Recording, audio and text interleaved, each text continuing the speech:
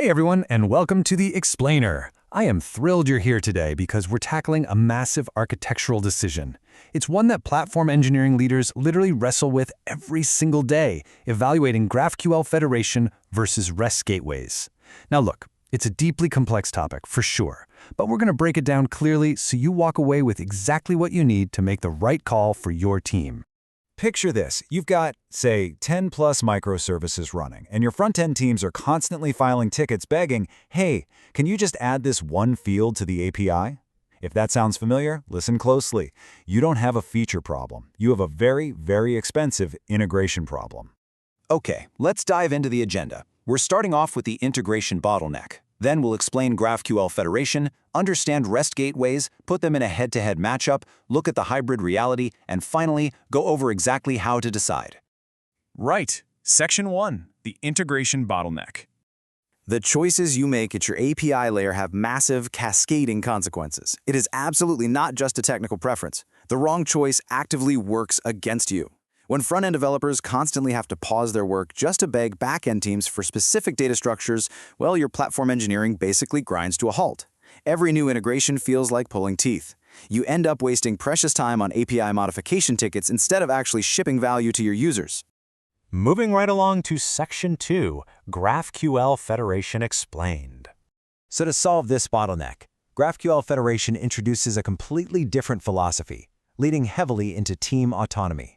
Think of Apollo Federation like a giant, dynamic puzzle. It takes a single, unified GraphQL API and splits it across multiple independent services, which we call subgraphs. Each team owns their specific subgraph, and then a central router stitches them all together right at query time. The absolutely crucial point here is that the schema acts as the ultimate contract between your teams. It guarantees everyone knows the exact shape of the data without constantly stepping on each other's toes. So where does this framework actually belong? Well, GraphQL Federation is a perfect fit for enterprises where multiple teams need to deploy independently, but they share really complex, overlapping data entities. We're talking things like users, orders, or products spread across dozens of services. It also ensures that clients request exactly the data they need with absolutely zero overfetching. And let me tell you, that makes front-end developers very, very happy. Which brings us to Section 3, Understanding REST Gateways. But what if your enterprise's main priority isn't developer flexibility, but strict, centralized control? Well, a REST gateway sits directly in front of your services. It's essentially the ultimate bouncer and traffic director for your architecture.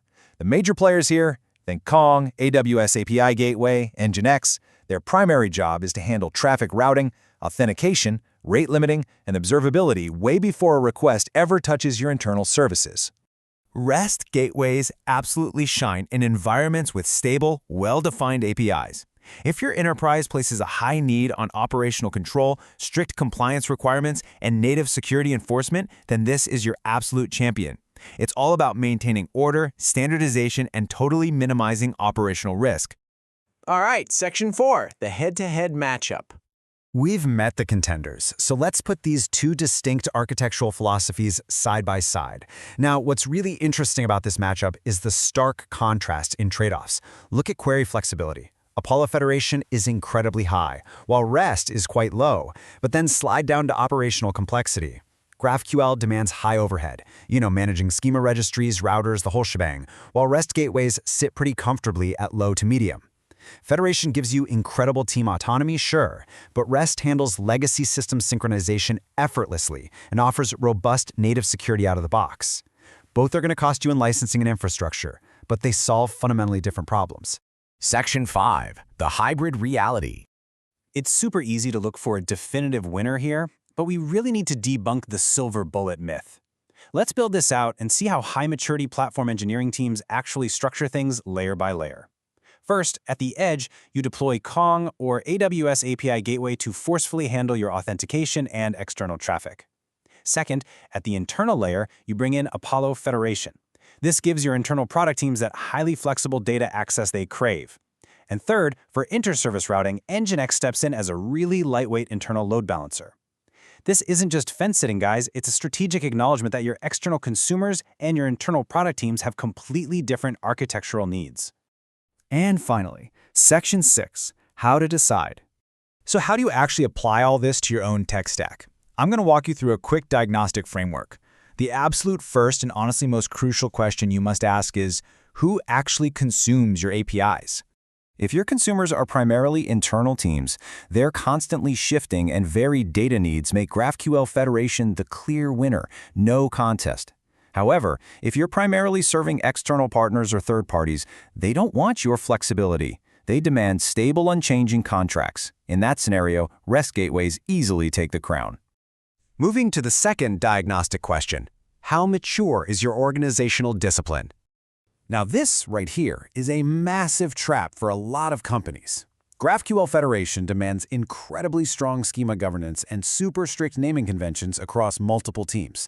And as we all know, naming things is literally the hardest problem in computer science.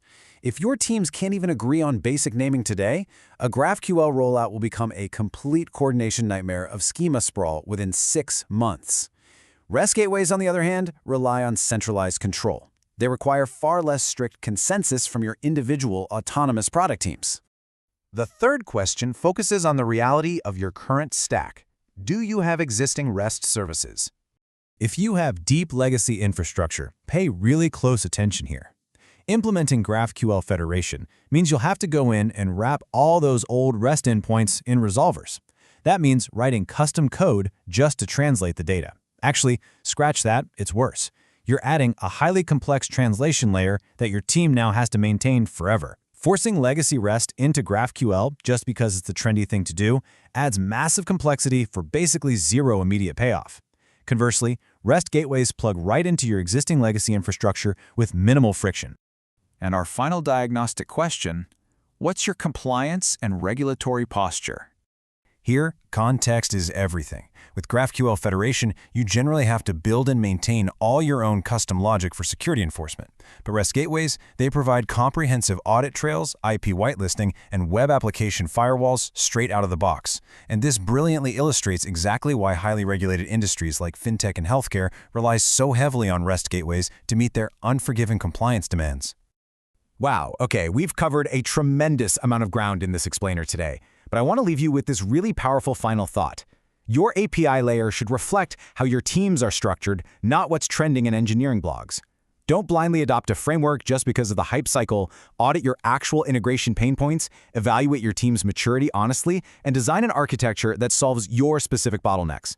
So I challenge you, look closely at your infrastructure tomorrow morning and ask yourself, is your API strategy serving your engineers, or are your engineers serving your API strategy?